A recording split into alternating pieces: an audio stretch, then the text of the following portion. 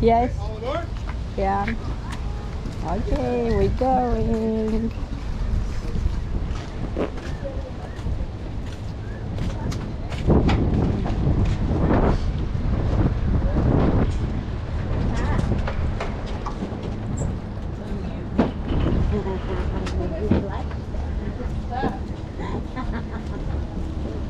Where's the gap there?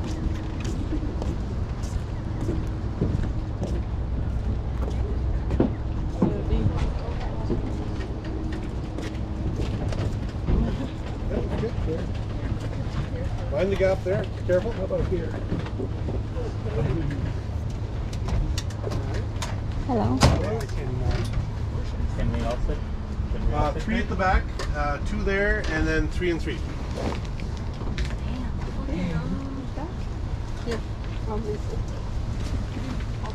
Maybe I would have to.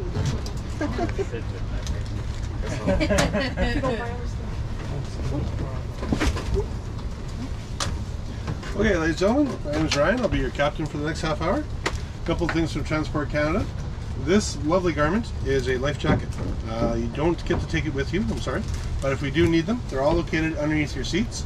If we need these, something's gone terribly wrong because we've never needed them in 30 years of operation. But they just hired me, so I might rent that trick.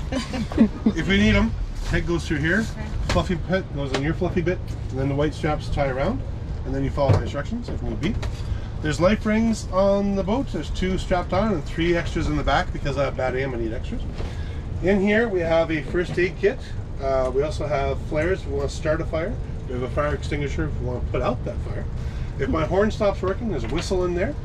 There's my goat cheese and egg salad sandwich from last Tuesday, so if we get stranded, we can divvy that up and share it amongst ourselves. If the engine has problems, I have a 2-way radio and my cell phone.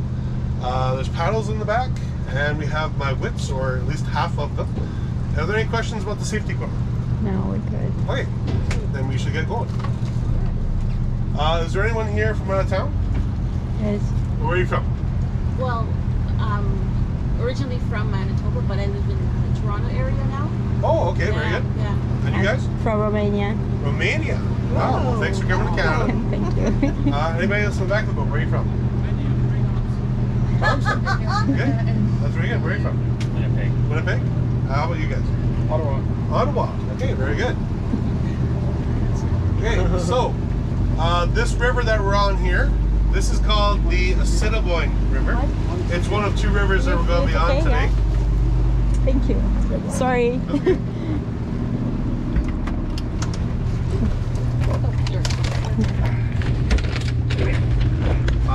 And it's 1,100 kilometers long. It starts in Saskatchewan, but we don't hold that against it. We still like it. Most of it does flow through Manitoba, through Brandon and Portage Prairie, before it gets to us here in Winnipeg. You can't boat up it with a motorboat very far, maybe only 7 or 8 kilometers, but you can take a canoe all the way to the end if you want, and that's in Yorkton, Saskatchewan. Right above the boat, we're about to go underneath the historical CN main line. That's the main line that connected Halifax on one side to Vancouver on the other side of our country. And that was a major accomplishment. We're the 2nd largest country in the world, and we have this thing called winter in Canada, and that impeded our ability to build that railway. So it's quite the accomplishment. We got it done during that era. That was the early 1800s. Okay, if everyone's ready, we'll just turn up the air conditioning.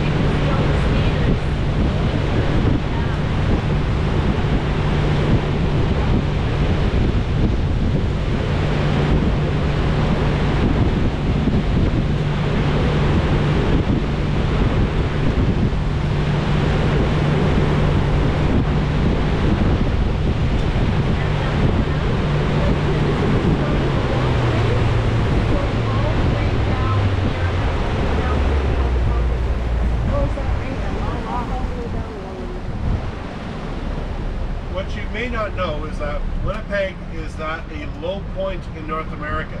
We're actually the center point of something called the Greater North American Watershed. Waters from 4 provinces and 3 states come into Winnipeg. So of course, we build one of Canada's largest urban centers around that. Because of this location, we flood every single year. So we have to figure out just how bad the flood is. On the stripes of this bridge over here, we've got 3 stripes. Every spring in April and May, it usually gets to the blue line. Winnipeggers don't care about that. That's a normal flood. If you look around the banks, the evidence of that is quite obvious. If it gets to the yellow stripe, that's when Winnipeggers start to get worried. They might think about sandbagging some of the low-lying areas. If it ever got up to the red stripe again, we've done something terribly wrong. It did get that high in 1950. It was the flood of that decade, and it destroyed 1/3 of the city. And in today's dollars, that's about $1.4 billion worth of damage. Evacuate 1/3 of our 500,000 population to higher ground. Now, higher ground in Winnipeg, that's an oxymoron, but they still managed it somehow. Anyways, our premier at the time, Duff Roblin, he said enough of that. And he devised a floodway protection system. It diverts water from our main river, which we haven't seen yet, called the Red, around the city, dumps it back into its channel just north of us called Selkirk. And of course, the taxpayers thought that was ridiculous and ousted it in the next election. But in 1997, we had a flood so large that all of southern Manitoba and most of North Dakota was underwater. They called it Lake Agassiz No. 3. But from the aerial shot, you saw a little island. That island was Winnipeg. His protection system was doing its job. So they put him on the news, he was still alive, and he went, I told you so. When he passed away, we built a park in his name on the east side of the city.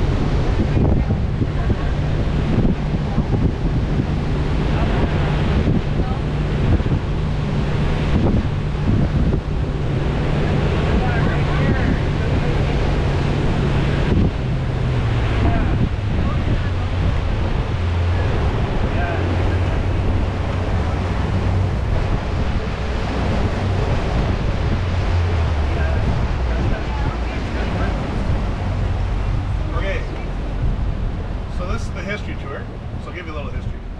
100 million years ago, Manitoba and all this part of North America was under a great big ocean that stretched from Hudson's Bay all the way to the Gulf of Mexico. The water was as deep as 3 of those apartment blocks, and all that water was pressing down on top of us with an immense pressure. Offense to that, they thought his actions were traitorous, and they tried and hung him as such. So he's a bit of a martyr. However, as the historical records have been researched, we found that his actions were justified and right at the time. So now he's a Manitoba hero, and rightly so. In February, we have a long weekend named after him. And one last thing before we leave, oh, 2 things, sorry. The statue doesn't wear boots, as you might think with his garb. He actually wears moccasins, tying him back to his original heritage. And his back is faced to the legislature. In European tradition, all statues should face the legislature. But the artist did that on purpose. His back is turned against the symbol of colonial government as a sign of silent protest. Okay, heading back to the Forks here.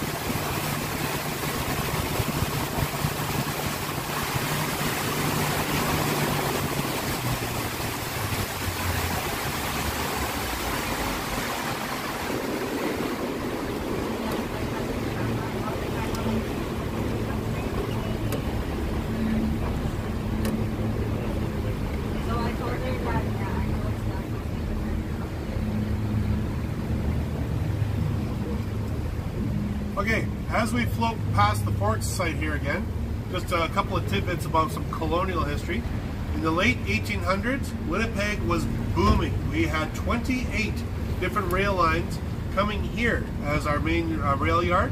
The Forks Market, we folks probably had some lunch today, was actually the horse stables. So think about that next time you order a hot dog. Those horses were run 24/7, loading and unloading those 28 different rail lines. That building behind the trees was the Johnson Terminal. That was the main warehouse. And behind that was the Children's Museum. But in the day, it was the main garage for fixing the steam locomotives. This area was taken over by Parks Canada to make it a historic site in the 1980s. And they installed the harbor for us in the 1990s. And as I float by here, look at that retainer wall behind the ticket booth. You see the blue stripe on that retainer wall? Yeah. Well, that blue stripe is the flood level of the 1950 flood. So thankfully to Duff Roblin, we should never see floods that high ever again. There's also in the center court there a white-topped object. It's got some yellow stripes on the poles. Those yellow stripes represent the flood waters of 1826. When I'm standing beside the poles, those stripes are 2 feet above me. So that was the flood that finally took out the two fur trading forts here. Okay, as we float by this spot coming up here, I'd like to talk a little bit about the First Nations that were here in Manitoba before the European invasion. Down south here we had the Assiniboine and the Lakota. Depending where the buffalo were, we also got some visitors called the Blackfoot from Saskatchewan. In the Interlake region was predominantly the Ojibwe. That's where I have ancestry. North of that, the Thompson region, we had traditionally a group called the Cree. And if we go way up north, if you've heard of our famous polar bear region, Churchill, those people are called the Dene. The reason I talk about those folks is we're floating by a sacred ground here. You see the spires coming out from the ground there? Yeah. That part of the park is called the Udana. and they built that as a symbol to represent the sacredness of this ground to my ancestors as a meeting place. When they did the dig before they built it, they found artifacts dating back 6,000 years old. Some linked to the Haida in British Columbia, some linked to the Mayans in Mexico, and some linked to the Inuit in Nunavut. So they all came here at some point, mixing culture and exchanging ideas. Wow. Now, if you look off the starboard side, you'll see a perfect example here. The waters are mixing. There's some light brown close to the boat, and there's some dark brown over there. This is an OG Cree word meaning Winnipeg, and that means the mixing of dirty waters. And that's been massaged in Winnipeg, and that most people say that's the mixing of muddy waters. So that's where Winnipeg comes from. If you look at a map of Manitoba, we have two huge inland seas. One's called Lake Manitoba, and the other one is Lake Winnipeg. But both of them have a narrowing in the middle, and that narrowing comes from an Ojibwe word meaning narrowing of Great Spirit, and that's Manitoba. So Winnipeg and Manitoba. One last thing, this river here, as you look around, is huge. This is now the Red River. It comes from the United States. We don't hold that against it. It flows northward, comes over the border, comes through our great city, Winnipeg, goes northward into Lake Winnipeg, 10th largest lake in the world, by the way.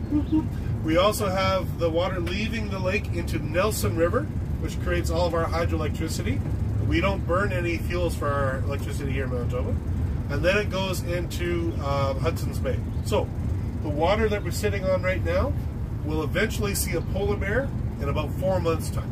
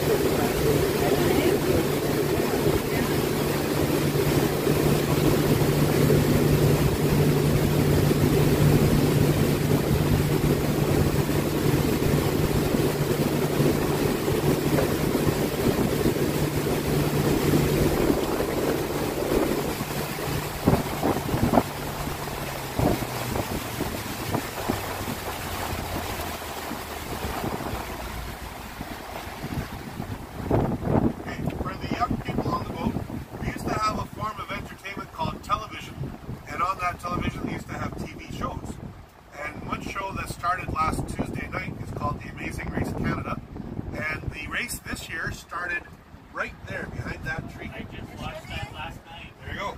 It started right there. They had to run across this bridge called the Esplanade Riel, and their backpacks were all where those little blue buildings were. And they had to grab their packs, get their first clue, and off they started racing. Super nice. That building off the port bow, that's the Canadian Museum of Human Rights.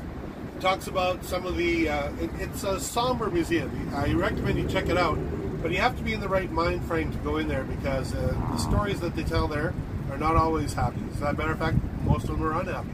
It talks about the atrocities that humans have done against humans, right off the hop on the first floor. But as you get higher and higher, they do get a little cheerier. So I highly recommend you check that out. We're going to come across another bridge here called the Provence Bridge. But look carefully. Do you see black tiles on that Provence Bridge there? Mm-hmm. Those tiles go all the way from the west to the east. And they were commissioned from an Ojibwe artist. And he's trying to tell two stories. One from west to east is the time of Creator to the time of European invasion. The other story is the 4 seasons here in Winnipeg. Now here's where the artist and I have a bit of a disagreement. He says that the seasons are spring, summer, fall, and winter. And I've lived in Winnipeg 32 years. I know the seasons are winter, winter, construction, and winter. He's trying to be nice with his work, so we'll let him have his opinion.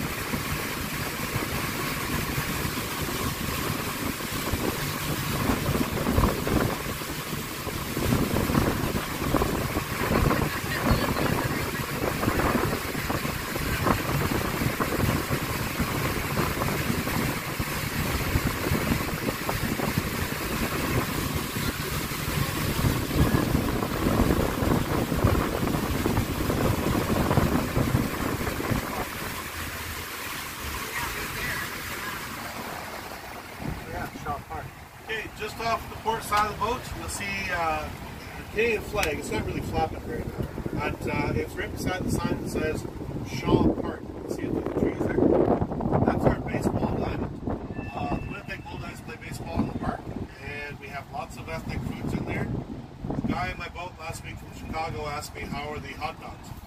And I couldn't answer the question because I never have a hot dog. I have pierogies, I have samosas, I have whatever's cooking.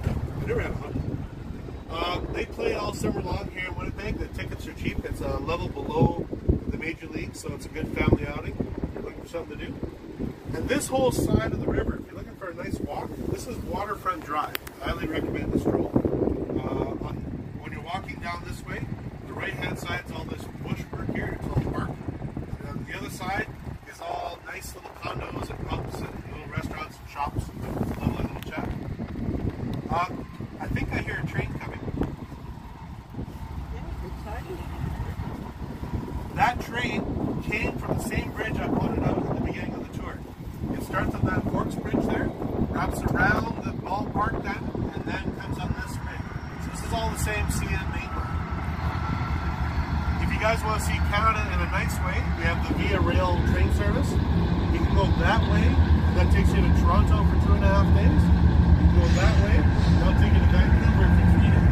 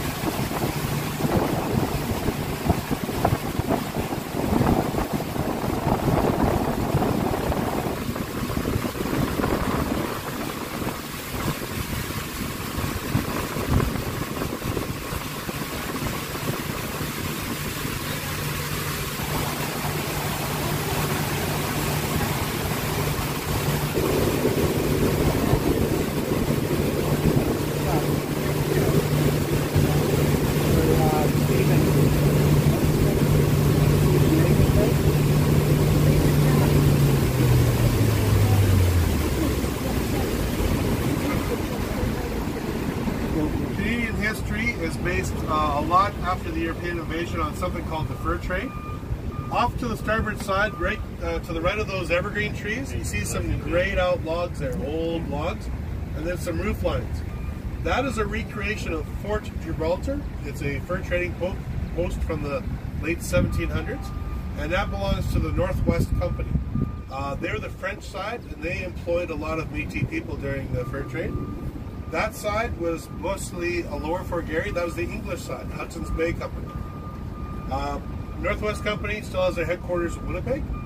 Hudson's Bay Company still operates. They run the Bay stores in Winnipeg, in Canada, and they're reopening the Zeller stores. I don't know why, but they are. Here in Winnipeg? All over Canada. Yeah. If you like photography, I've always found that shot of the Winnipeg skyline to be nice. If you want to take a shot of that. Oh, really?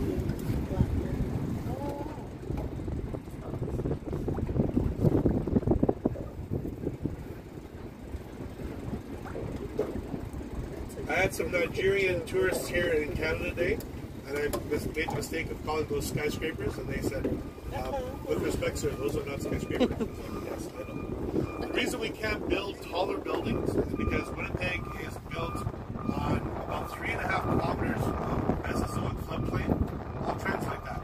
Mud. So we can't actually build super tall buildings because we have no bedrock to drill into. Right in front of us are the Alexander Docks. During the heyday of Winnipeg in the late 1800s, steamships would come down from Lake Winnipeg with fur, timbers, and fish. And steamships would come up from the United States with all the manufactured goods. And they would dock up at these docks here and exchange the goods into those warehouses. And that's why they call this part of Winnipeg the Exchange District. At the time, you'd have maybe 3 or 4 steamships all jockeying for position. That weird building right in front of us is a Chibo Cafe these days. It's a nice restaurant. I recommend it at the end of your waterfront stroll. However, back in the day, it was the main heat source for all those warehouses. You would take water in, filter it, heat it up, and it's distributed to about 25 different buildings here in the Exchange District. One last plug for the Exchange District. If you're from out of town, they have the Manitoba Museum in this part of town. Excellent, world-class museum. I love the place. I've been to museums all over North America. Ours kicks butt. I know that's local pride speaking, but that's honestly true. We have a seafaring ship that came from England, and we built the museum around it. So you should check that out.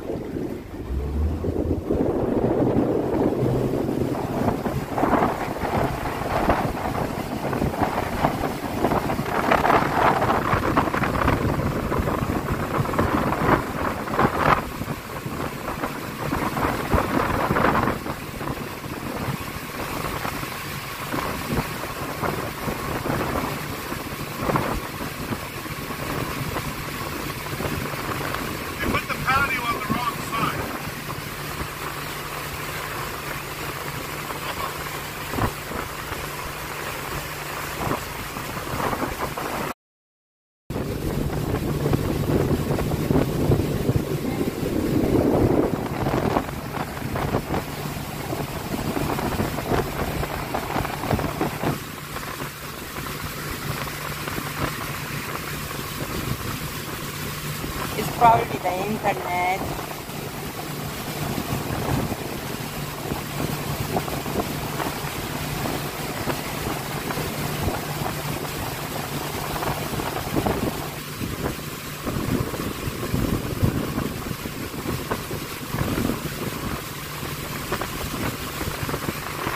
That went down a bit. Right now I'm on the phone.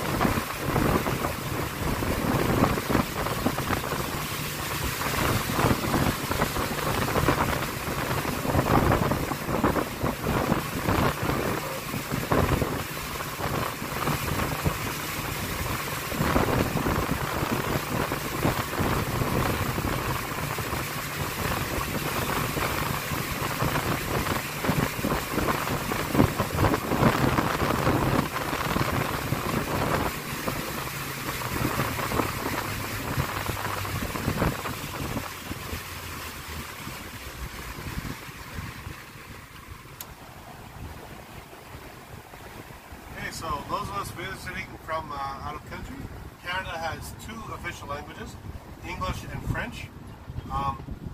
2 boats ago I had a whole bunch of tourists from Nebraska in the United States. The gruff guy in the front says, "What about American?" I said, no, we know how to spell. So you guys laughed. You guys laughed, he did not laugh. Anyways, on this side of the river we have the French Quarter. It's called St. Boniface. We have the largest French-speaking community outside of the Belfast to Quebec. At the top here is the remnants of the St. Boniface Cathedral. And I say remnants because you see that there's a big circle there. There's nothing in it. What used to be there is that used to be the front of the church, and there was a great big stained glass window in there. and there's usually 2 spires on either side. But in 1968, those spires caught on fire. They fell backward onto the roof, and that imploded the building, exploding the stained glass outward so badly that some of the shards ended up on that side of the river. Wow. That's how strong it was. Off the port bow, you see the Canadian flag sort of flying. That's in front of the St. Boniface Museum. That one's a quick museum. Only takes about an hour to go through, but it's important. They talk about the Métis people, my main man Louis Riel. There's a neat piece of kit in there called the Red River Cart. I won't spoil it, you guys can discover that on your own. And then they talk about the story of the Grey Nuns. And I won't talk about their story either, only to say they built that building in front of the boat called the St. Boniface Hospital. And that is our second leading trauma center here in Winnipeg, one of our largest obstetric wards, and our leading cardiac research facility. So in about 5 years, if I maintain my cheeseburger diet, I'll need that research. If you guys want a nice walk, you can come down this side from the Forks, walk across the Esplanade d'Yenne, walk down this side, this is l'Avenue Taché, and then keep going to that bridge over there. That's the Norwood Bridge. You see the steamship stacks on the left-hand side there. You come across the bridge, right back at the Forks. It makes a nice little loop. Yeah. Go. Oh, and if you're from Canada, there's a Timmy's on that side of the bridge.